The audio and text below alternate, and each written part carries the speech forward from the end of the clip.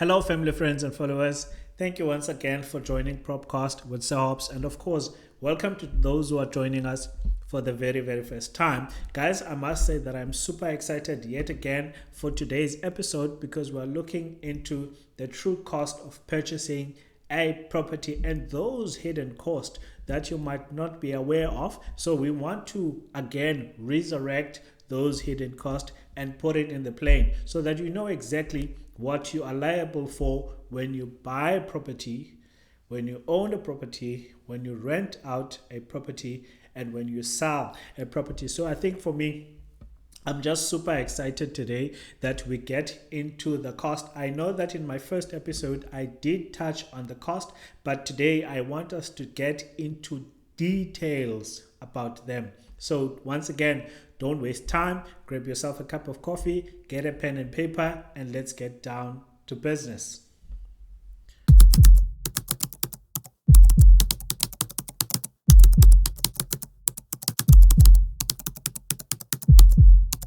In a world fraught with confusion, one man will break his silence.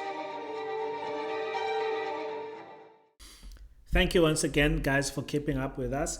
Just an introduction to the episode, or rather, an introduction to the channel to those who are joining us for the first time. We exist to equip you guys with information. We exist to empower you with tools, and we exist to educate you guys with the latest data so that whatever that relates to property that you want to know, you can actually find it on this platform. Obviously, we're failing you, but I can tell you we have a long way to go, and anything that relates to property we're going to touch base. So there are two things I want you to know. One, as a liker, follower, a watcher, and a subscriber, make it a point that you comment on the section below about that particular episode if you like it, or if you want us to expand on it, we can do that for you. We also want you to know that we have a lineup of industry experts, people that will be calling from different aspects of the property industry to come and tell us about certain topics that we'll be talking about. So it's very important that you must be aware that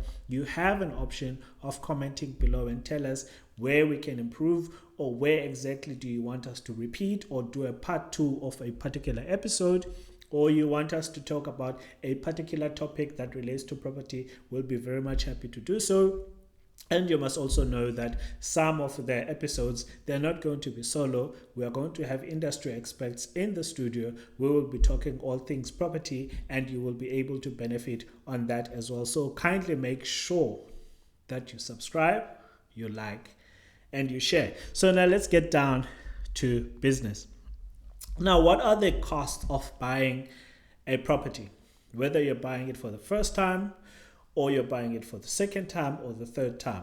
What are the costs of buying a property? I've got about 12 points. So I want you to know and walk with me because we're getting into detail when it comes to this episode. One of them, it is the conveyancer's fee.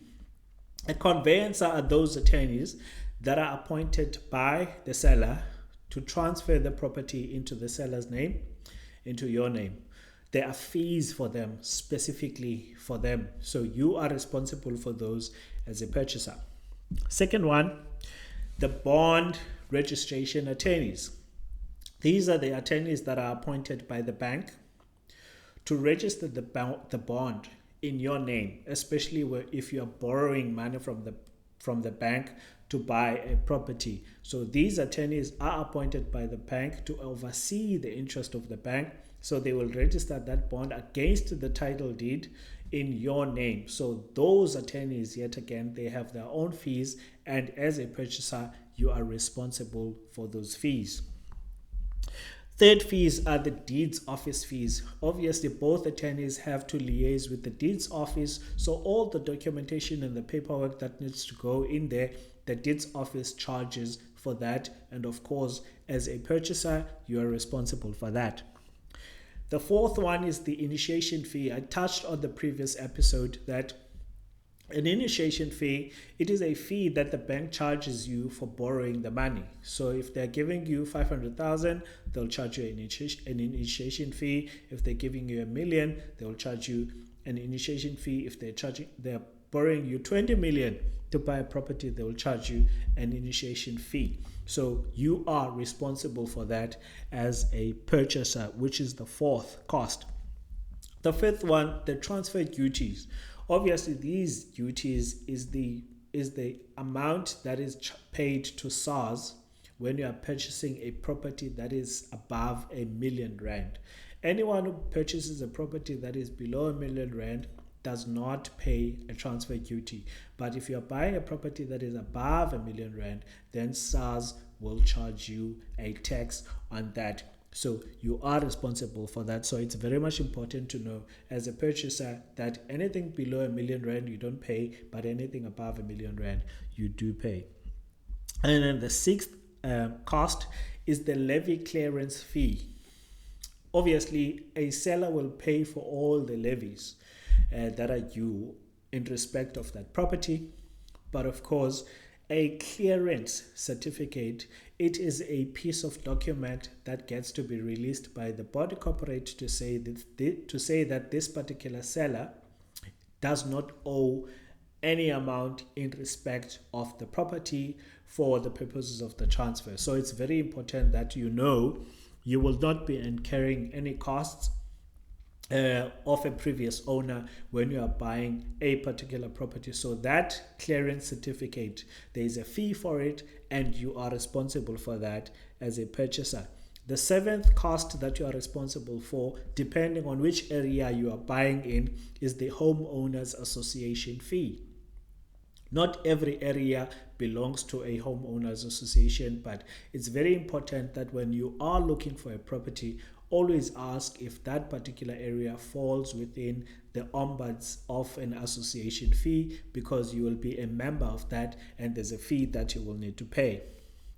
And also, if you're buying a property into an estate or a complex, there's an advanced levy fee that you get to pay. For an example, if a property is going to register on the 5th or on the 10th or the 15th, in whatever day just before month end, as a new buyer, obviously there's a pro rata that you have to pay. So if a property got registered on the 15th, it means that the seller is going to be responsible for the first 15 days of the levies of that particular month, and then the remaining 15 days you are going to pay for it. So that gets to be charged in advance. So you also need to know that there is that particular fee.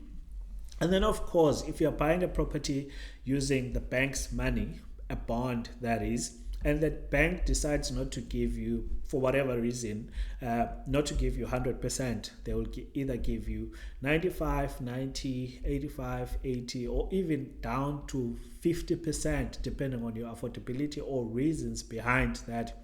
The difference you will have to pay yourself. So you must always cater. That is why we always say in the industry, before you go out there look for a property, first get yourself pre-qualified, or we pre-qualify you as well to check how much you can qualify for, so that you can decide if you still want a property that is far and above your bracket. Then you must know that there's a deposit towards that. Or if you want a particular property within a certain price range and the bank is only willing, or rather you can only afford a certain amount, you must prepare for that particular upfront deposit. And then the 10th one is the relocation cost. It may happen that you are buying a property in a different location, different province. So you need to cater for those costs. So it's called the relocation cost. Keep that in mind.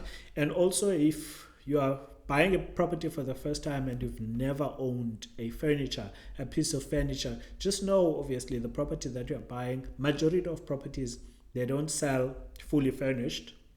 So you won't have a bed, nothing you will have, so you will need to cater for that. And then the last point in this one is the repairs cost, the TLC of a particular property. Not all properties are 100% spot on, move in and stay. You might actually need to paint, change the tile, remove the carpet, and do all of that, change the doors at times. So you all need to cater for that. Whether you're buying a property for the first time or for the second time, you always go through the same path. So all these costs that I have indicated here, the 12 points, are costs that are associated with buying a property. So do keep that in mind.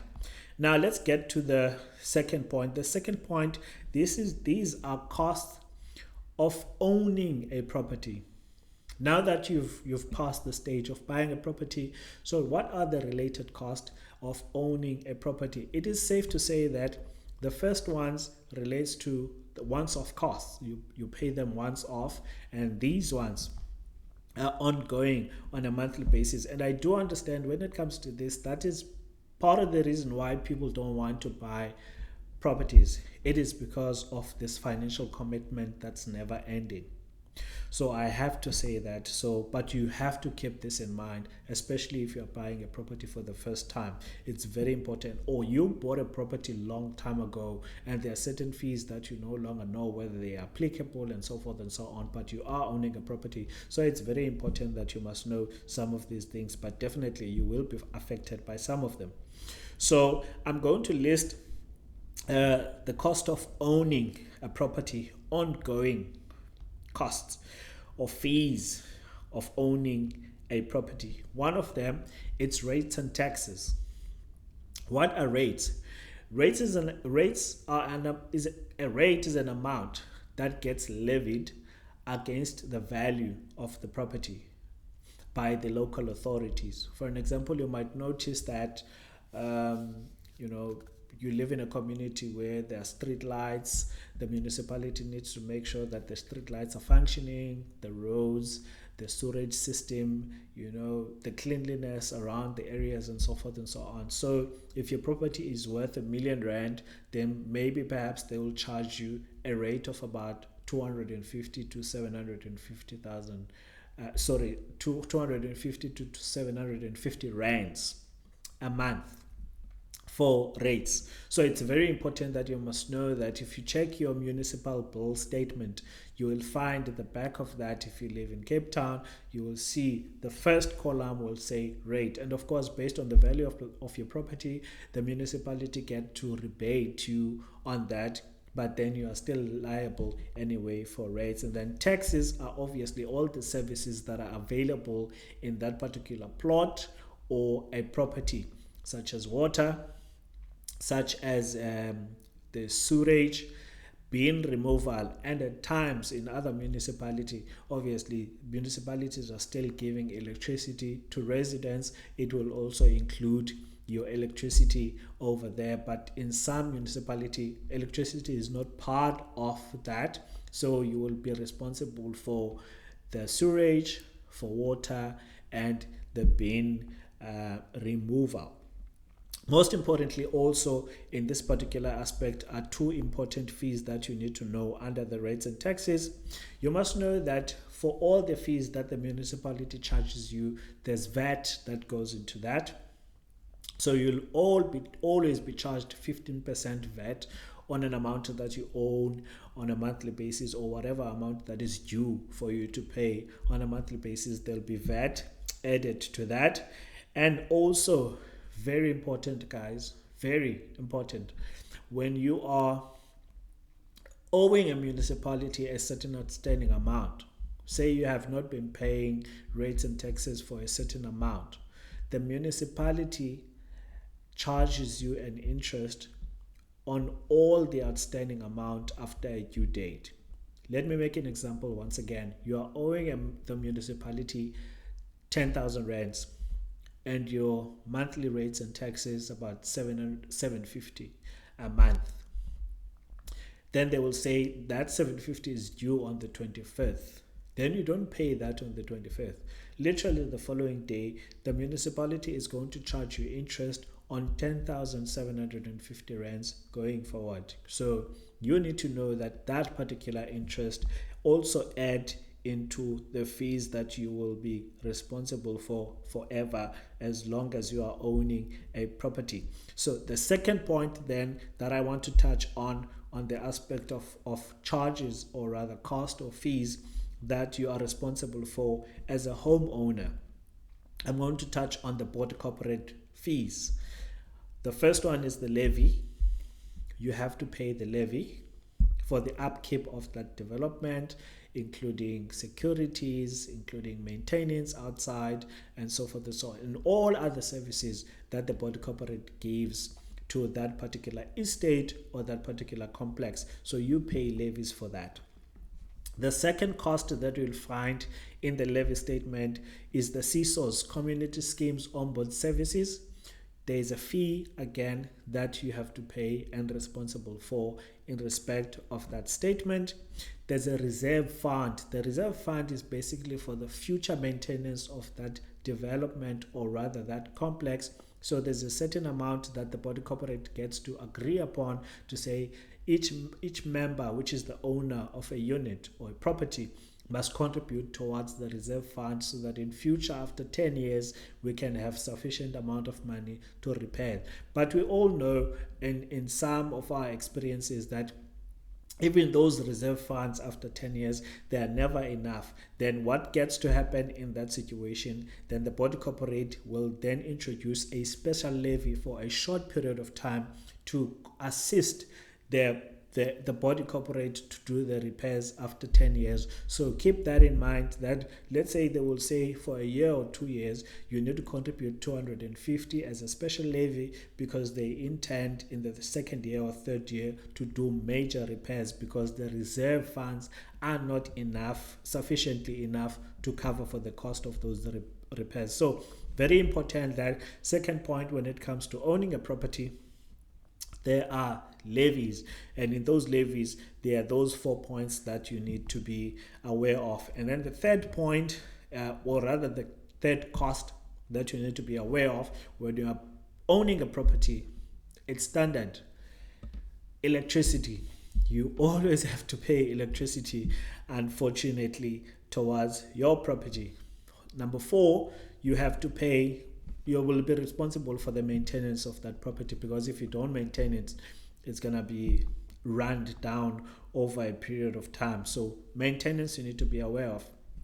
And for some of the guys, obviously, who are scared of staying alone, normally security is their concern. So the alarm system and the CCTV cameras, obviously those need to be paid on a monthly basis, and some of them would need to be maintained, especially the cameras, they would need to be maintained. So be aware that you will be responsible for, as well as you own a property. And home insurance, guys, home insurance. And I want to say on this one, there's a difference between home insurance and household content. So when you have a home insurance, it's for the structure of the property, for whatever that might happen into the property, including your geyser, and then your insurance service provider will then either repair or replace whatever that might happen, or there's a major storm, or your property collapses, or whatever that can happen to your property, or a car can crash into a property, and then in the absence of a responsible person, and then the insurance for the house will then be responsible to repair your property. I do want to say this because this is very, very important.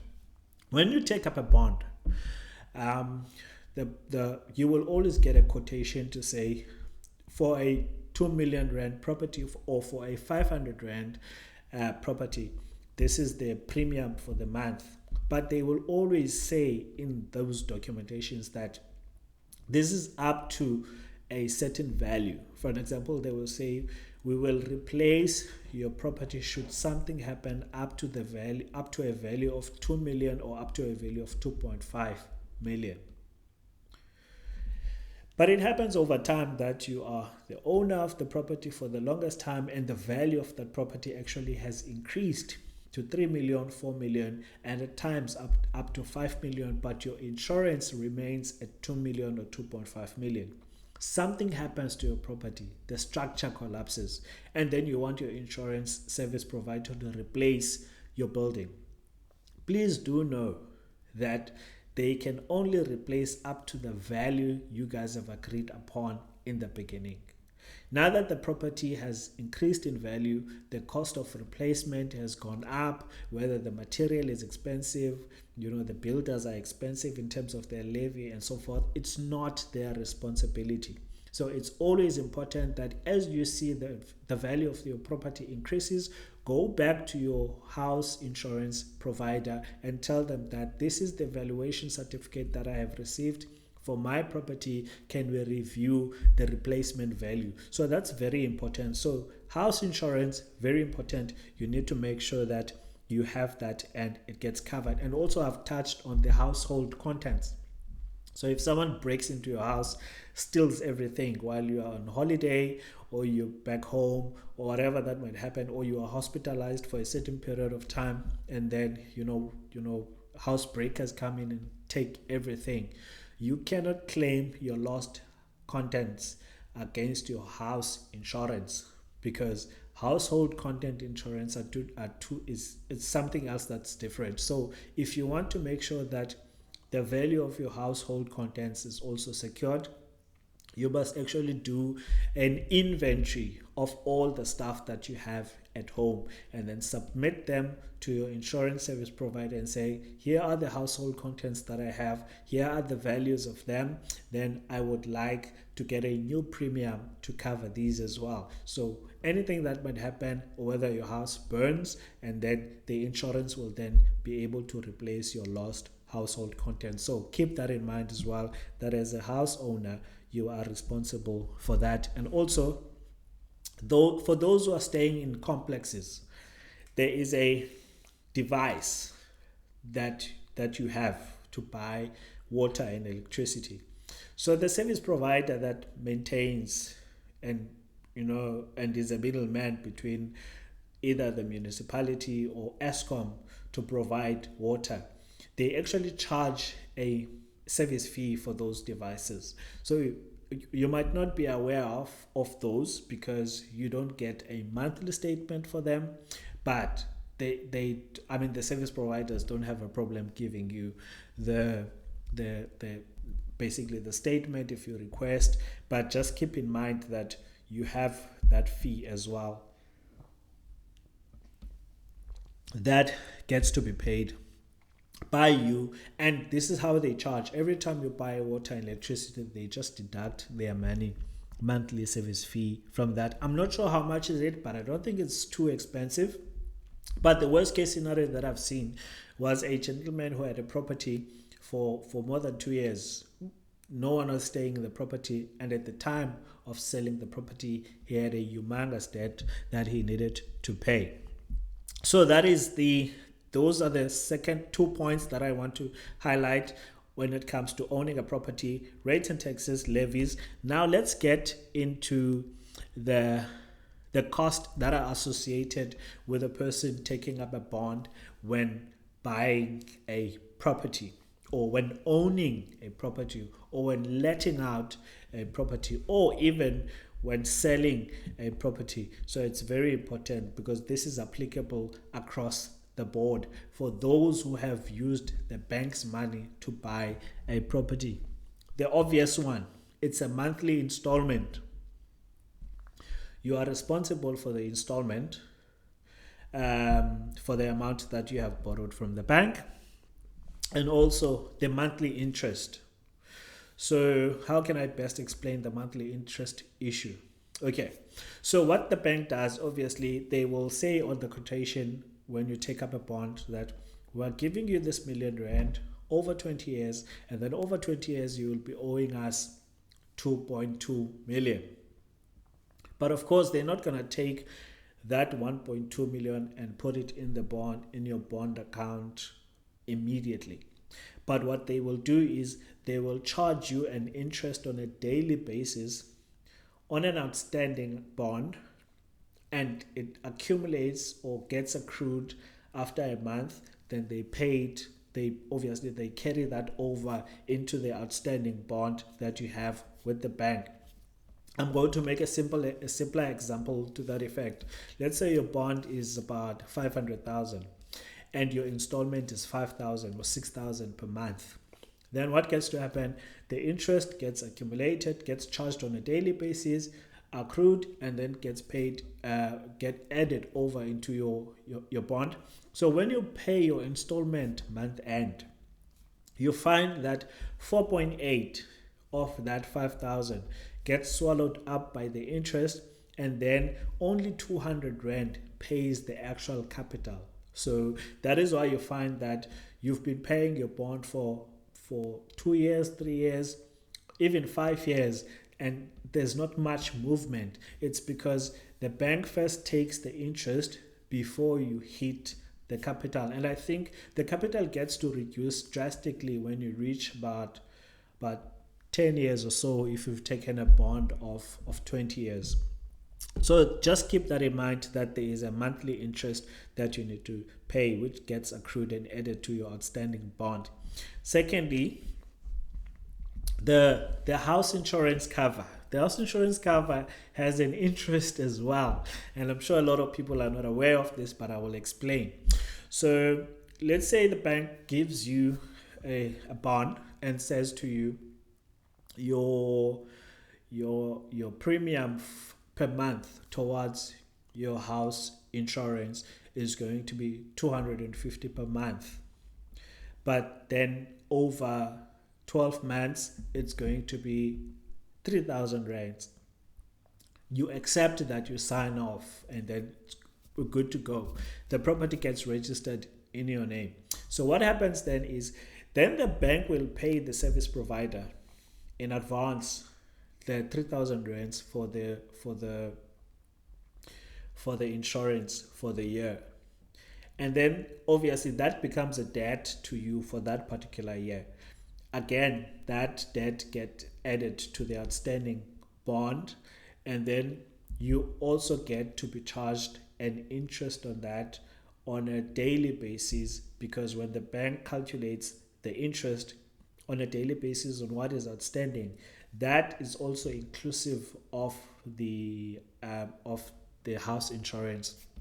So I won't say what I recommend someone should do when taking up a new bond, but you just need to know that if the bank does that, or rather if you go with that option, then you must know that the premium will be paid in advance for 12 months, and then that 3,000 rand debt will be added into your actual debt, and then it will generate interest. So you are still responsible for that interest as a owner. And then let's move on. And then the third point when it comes to the monthly interest is when you are buying into a new development. This is my favorite. So when you buy into a new development, obviously what gets to happen is a plot and plan. So obviously the plot itself will be registered in your name first, then the property after it's been built, finished, occupational certificate is issued. But this is what happens in between. Once that piece of land gets registered in your name, automatically from day one you are responsible for rates and taxes. All the services that are in that plot, they are now suddenly becoming yours.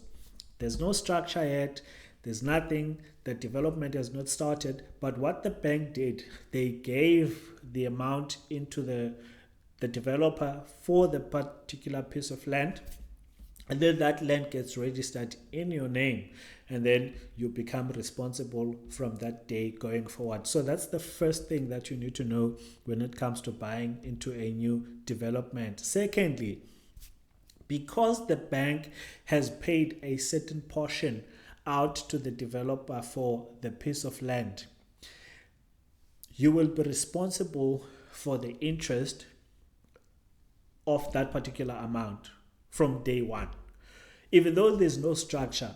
But by virtue of the fact that the bank has paid out money, that amount of money accumulate interest on a daily basis, and then obviously that increases your debt. So that is why it's important that you must always buy in a development that's going to move and that's going to build quickly, because if you don't, by the time you own that property, you'll realize that on your rates and taxes you've got some debts there, and when you check your outstanding bond, you'll realize that it's way more than the amount you initially borrowed because of that particular interest. So what gets to happen as well in respect of the new development is that the banks obviously pay out certain portions of that particular property in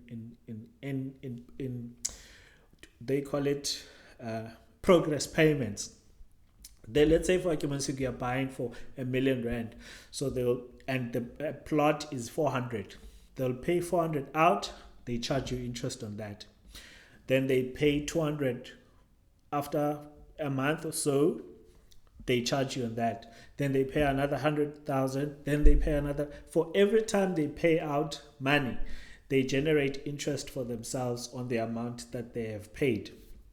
So up until they actually receive an occupational certificate. So for as long as the occupational certificate is not issued, you will obviously be charged interest on that. So it's very important that you must know that. And lastly, when it comes to this point of new development, there is in your agreement, you can actually check those who bought into a new development.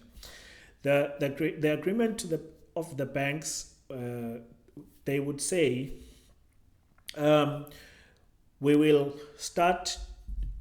you will start paying your normal installment after 9 months of the payments of these progress payment. If after 9 months the development is not completed, the bank will start obviously deducting the normal installment. However, if it happens that it gets to be finished before 9 months, let's say after 6 months the development is finished and then the occupational certificate is issued, then the bank will start collecting the installment in 6 months. So it's either 9 months or the occupational certificate is issued. So it's very important to know that, you can pray that the development does not delay, because after 9 months the installment will kick in whether the property is finished or not. So you must be aware of that. So that's why I thought, let me explain this, because a lot of people don't know that as the bank pays out, it accumulates interest, and if 9 months hits and the property is not yet finished, then the bank will start deducting. And also or the occupational certificate, when it's given, then obviously the bank is not going to wait for 9 months before they start deducting the installment. They will take it immediately, even if it's after 6 months, because all monies would have been paid anyway. So those are the points that you need to know when it comes to the bonded property. So that's the second point, the monthly installment, and then the interest that you get to pay on all the points that I've highlighted there. And then the third one is the monthly service fee. Monthly service fee. The bond that you pay has a monthly service fee in it. So obviously the amount varies. I think last time I checked it was 60 rands, 59 rands, 60 rands, somewhere there. So in your installment also there's an amount of 59 rands that gets to be charged. That's what makes up the total installment amount. If you study what is the breakdown actually of your monthly installment, there's an installment, there's a house insurance if you've taken the house insurance, and also there's a monthly service fee. And of course, most importantly, if you consider taking up a life cover, because you don't want your loved ones to struggle in case you pass away and then there's still a bond that you need to pay. So you take up a life cover that would be sufficient enough to settle the bond and settle anything and everything else that you own, so that your loved ones don't have to struggle. So if you decide to take up a life cover, obviously you consider that as an installment that you need to be responsible for, because you have a bond, most importantly.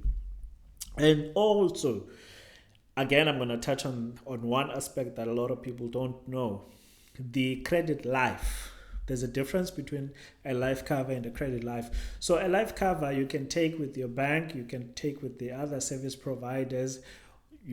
against your own life. If you pass away, then they will pay out that particular amount of money, and then with that money the family can then settle whatever you're owing. But when it comes to credit life, it's slightly different. That is against whatever credit you have. So again, if you buy property for 500,000, 1 million, 1.5 to 2 million, and then you take up a credit life of a 2 million rand, what happens as the debt goes down, the cover also goes down, because it's a credit life. It's not a human life cover, it's a credit life. So if you happen to pay off the bond completely up to the last installment, if you don't, then go back to the bank and inform the bank to say, no, I now want to convert the credit life into a life cover. What will happen in that particular case is that the credit life as well will expire, because it was against the bond, it was not against yourself. And if it happens that you have that contract at home and then you pass away and then you've settled, or you were left with 2 months to settle the bond, and the family is hopeful that, okay, daddy or mommy or whosoever had a credit life of about 2 million rand against a particular property, so we can go and claim that, the bank will tell you that no, this cover was against the bond, not the human life. So it's very important that you must take that into consideration as well. And it covers certain things. In some other service providers it might be expanded, but when it comes to this one, it would cover death, it would cover disability, it would cover involuntary unemployment, and at times it may cover mental incapacity. So it's very important that if you do decide to go this route, first find out what does the credit life cover, because it does not cover everything. If you are just fired at work, it won't cover you. Whereas with the life cover, anything that might happen to you, you lose your job but you are still able to pay your credit life, and then you happen to pass away, then you'll be paid, your family will be paid a certain portion. So if there's an amount outstanding on your bond, the bond will be settled, and whatever that's remaining then will be paid to your family. Guys, it's a lot, I'm telling you, but let's move on. We almost done. Now, when it comes to the cost of renting a property, when it comes to the cost of renting out a property, now you are an investor, or rather you want to get into the investment space, in property investment space, then these costs are very much important that you need to be aware of. In light of all the costs that I've highlighted above, you still need to take that into consideration. The rates and taxes, the levies, the bonded fees, you still need to take that into consideration. And now you want to rent this particular property out. What are the costs that are related to you? There are 2 costs in addition to the above costs that I've already mentioned. It's a once-off finder's fee. The once-off finder's fee, it is a fee that an estate agency charges when they find a reliable, credit-worthy and affording tenant. They do all the exercise, obviously, of finding a tenant. They check whether their credit score is good, and they do all the paperwork, all the background work on your behalf. So there are 2 management agreement that you get to have with them. One of them is the finder's fee, meaning that they will charge you a certain percentage of the rent payable over a certain period of that lease. So if a lease agreement is for 12 months or 6 months, then they will charge you a once-off finder's fee of that total amount. So if they say, for an example, it's 10% plus VAT, and the rent per month is 10,000 rands, so it's going to be 12,000 rands plus VAT. So that's what you will pay as a once-off finder's fee. The second one is the monthly management fee. So find above the once-off finder's fee. They will then ask you, do you want us to manage the property or you're going to manage it on your own? We'll give you the tenant if you want to manage on your own because you've already paid us. But if you want us to manage for you, then it's going to be an additional percentage per month plus VAT. So if you guys agreed on 10%, then in that 10,000 every month, they will charge you 1,000 rands plus VAT. So it's very much important that you need to be aware of that. If your bond installment is 10,000 and you are living in a complex, then you need to know that 1,000 rands plus VAT will go into the estate agency that manages your property, less all other body corporate fees, your levies, the rates, and and then whatever is left will be for your bond. Obviously, we will have to add above that. So those are the kind of things that those who are interested in investing in a property, they need to be aware of. Those are the two costs of renting out a property. Now, in conclusion, what are the costs of selling a property? 1, commission. You have to pay commission. Obviously, the standard rate is 7.5%, but it's negotiable, can go up and down. So you have to pay commission if you consider selling your property.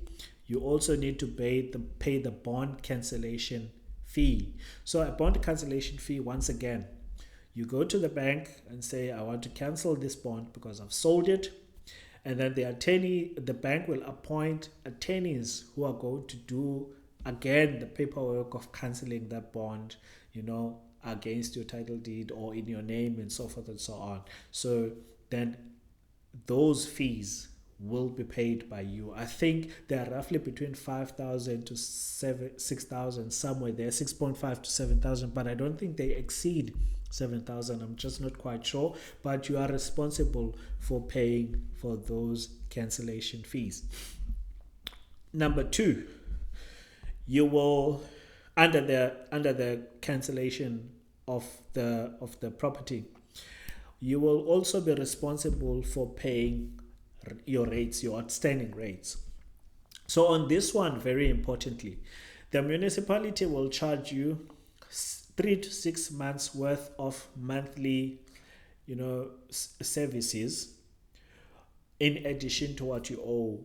So if you are owing 10,000 rands and your monthly rates and services are 500, so they will charge you 3 months of that. So it's going to be 1.5 plus 10,000, or it's going to be 3,000 rands plus 10,000. So they charge you 3 to 6 months in advance, and then to cater for any delays and so forth while the property is still undergoing the process of cancellation. And of course, if there's any advance amount, they will then pay it to you back. But most importantly, you need to know this: if you are owning more than one property, I know that the municipality does not pay you back that money, so you don't even have to bank on it.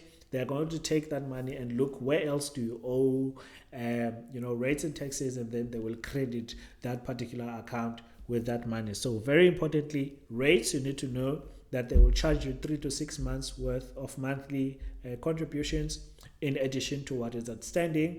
Secondly, the taxes as well, they do the same thing. And then the levies, same thing. It happens because you need to settle your levies, and then they will charge in advance, just to make sure and to cater for any delays and so forth and so on. So very important that you need to be aware of that. And then also the bond cancellation fee. As I said that, you unfortunately cannot, there's no getaway from the bond cancellation fee, as I have stated above. And lastly, there's an interest that you pay for early settlement. That is why the banks would say submit a 90 days notice prior to you selling or transferring a property, because for early settlements without a notice, the bank will charge you interest on that. So as a person who intends to sell, You give a notice to the bank to say, I've got intentions to sell, therefore the bond will be cancelled. So I want to give you a 90 days notice. So if you've given a 90 days notice and the property registers, or rather transfers after that 90 days, you're not going to be charged any interest. But if it happens before the 90 days, let's say after 45 days, especially for the guys who usually like to buy properties in cash because it's on a shorter period, then in that particular case, instead, I think the bank does charge you an interest on that. So those are the costs that are associated with selling a property, but that's not all. We are still continuing. Let's now look at the compliance certificate. There's an electricity certificate because obviously, the authorities wants to make sure that the electricity, is installed correctly in the property, and there must be an authorized service provider to come and test that. The plumbing certificate, the payable certificate, the water certificate, the gas certificate for those who have a gas stove at home. You need to have a certificate for that. If you've got electric fans, you need to have a certificate for that. And those properties that have investor systems and solar systems, there's a certificate for that as well. So all of these certificates, unfortunately, you have to pay for them. You pay for the inspection and you pay for anything that needs to be repaired in relation to these. It's not just, okay, no, we inspect and we can see, because sometimes I think sellers have an assumption that when they live in the property and they never had problems with their electricity, all things are well and fine. But when the service provider comes, they will tell you, no, actually the installation of your electricity, including the geyser, is not compliant. So we need to change a certain element in your geyser. We need to label your breakers. We need to change your breakers. We need to change the plugs that are not working, and so forth. And so I'm just making an example there. So then you get a bill for that. So you must cater. It's very difficult to cater for this one, that I can tell you, especially if all of these certificates are applicable: electricity, plumbing, water, payable, gas, electric fans, inverter. It just gets too much. So, but let's move on. Other property related costs, especially when you sell your property. The moving cost. Obviously, when you sell your property, you're moving to a different place. You have to, the moving cost needs to be taken into consideration. And also, if you have not found a place for yourself that you have bought, you would need a temporary accommodation. Then you have to cater for those costs as well. Repairs and maintenance. Sometimes you're selling a property that you're not even aware that it's got defects. You only realize it when an agent comes or when it gets inspected, and then you realize, oh, whoa, when it comes to the defects list, there are certain things that are faulty. Therefore, you need to repair those. So you must be responsible for that. And lastly, I promise you, this is the last point.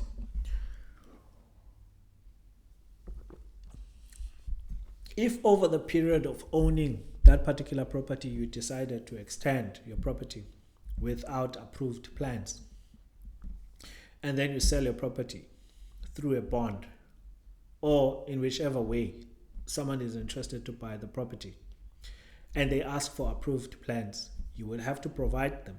Or if the bank grants that particular purchaser with the bond they're looking for, but they enact a condition to say, we need approved plans. You didn't plan for the approved plans. I mean, you extended that property when it was okay for you, and you even forgot that you've made some extensions, but the bank then asks for those plans. And if you don't have, unfortunately, during the process of the transfer of that property, then you have to cater for those building plans because they will be a need. Guys, this was a lot. Now let me tell you, for tips and tricks, I have one advice for you. Before you do anything, please ask around from people who purchased properties before. Find out what's in it, what are you responsible for, or reach out to us, You can touch base on me and say, Luyanda, I want to buy a property. I need you to guide me. In actual fact, I want you to help me find a property. Or, Luyanda, I want to sell a property. I want you to guide me and also sell my property. Or, Luyanda, please guide me. I want to rent out my property. Please guide me and also manage my property. I'll be more than happy to help you. My name is Luyanda Oboshe. If you happen to like this episode, please do not forget to like, to share, and to subscribe. And from our desk to your screen, thank you so much, guys, and have a blessed day further.